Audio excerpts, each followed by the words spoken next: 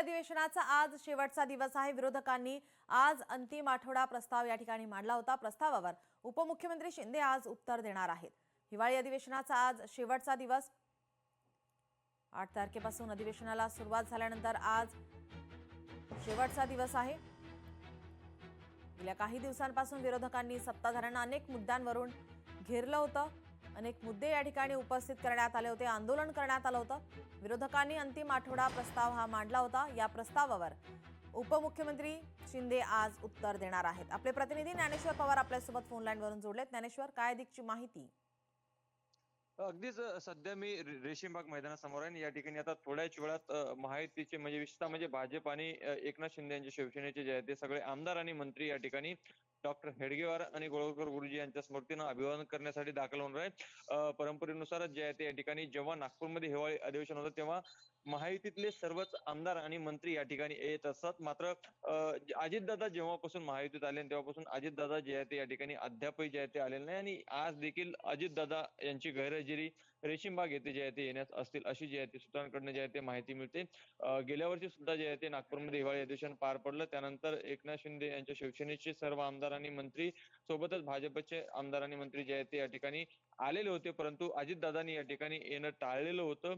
त्यामुळे आज देखील ते येतात की नाही येत याकडे पाहणं अत्यंत महत्वाचं असेल आणि सद्यस्थिती जर पाहायला गेलं आता काही वेळातच जे आहे ते हे सगळे मंत्री आणि आमदार या ठिकाणी येण्याची शक्यता आहे आणि या ठिकाणी अगदीच जे आहे ते रेशीमबागमध्ये संपूर्ण तयारी करण्यात आलेली आहे। रेशीमबाग संघाकडून जे आहे ते सगळ्याच महायुतीच्या आमदार आणि मंत्र्यांना जे आहे ते निमंत्रण देण्यात आलेलं आहे। अजितदादांच्या आमदार आणि मंत्र्यांना देखील निमंत्रण देण्यात आलेलं आहे, मात्र ते येतात की नाही हे पाहणं महत्वाचं आहे। आणि आज नेमकं रेशीमबाग येथे जे आहे ते सर्व आमदार आणि मंत्र्यांना जे आहे ते या ठिकाणी बौद्धिक दिलं जाणार आहे आणि अगदीच संघाचं शताब्दी वर्ष असेल आणि सोबतच आगामी महानगरपालिकांच्या निवडणुका या संदर्भाने आजचं जे आहे ते या ठिकाणी सर्व आमदार आणि मंत्र्यांच्या भेटी अत्यंत महत्वाच्या असणार जी आहे आणि ज्ञानेश्वर, तुम्ही सोबतच आमच्यासोबत संघाची असेच जोडलेले राहा। आणखीन एका बातमीसाठी आपल्याकडून माहिती अपेक्षित आहे।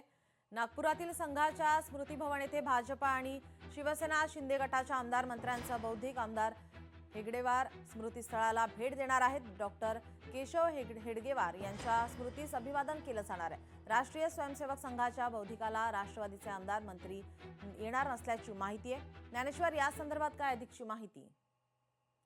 अगदीच नीलम, मी आता रेशीमबाग मैदानातच आहे आणि याच आता काही वेळामध्ये जे आहे ते सर्वच महायुतीचे आमदार आणि मंत्र्यांना जे आहे ते संघाकडून निमंत्रण देण्यात आले आणि थोड्याच वेळामध्ये जे आहे ते काही आमदार आणि मंत्री या ठिकाणी यायला सुरुवात होतील। मात्र गेल्या वर्षी जर आपण पाहिलं तर एकनाथ शिंदे असतील, मुख्यमंत्री देवेंद्र फडणवीस असतील यांच्यासह जे आहे ते भाजप आणि शिंदे सेनेचे सर्व आमदार आणि मंत्री जे आहे ते या ठिकाणी आलेले होते, परंतु अजितदादा आणि त्यांच्या आमदारांनी या ठिकाणी यायचं जे आहे ते टाळलेलं होतं। त्यामुळे यंदा देखील अजितदादा आणि त्यांचे आमदार आणि मंत्री या ठिकाणी येतात का हे देखील पाहणं तितकंच महत्वाचं असेल। आज हिवाळी अधिवेशनादरम्यान जे आहे ते महायुतीतील आमदार आणि मंत्री जे आहेत ते या ठिकाणी भेट देत असतात। या ठिकाणी डॉक्टर हेडगेवार आणि गोळवलकर गुरुजी यांच्या स्मृतीनं ते अभिवादन करतात आणि त्यानंतर संघाचे वरिष्ठ पदाधिकारी त्यांच्या माध्यमातून जे आहे ते या ठिकाणी बौद्धिक केलं जातं।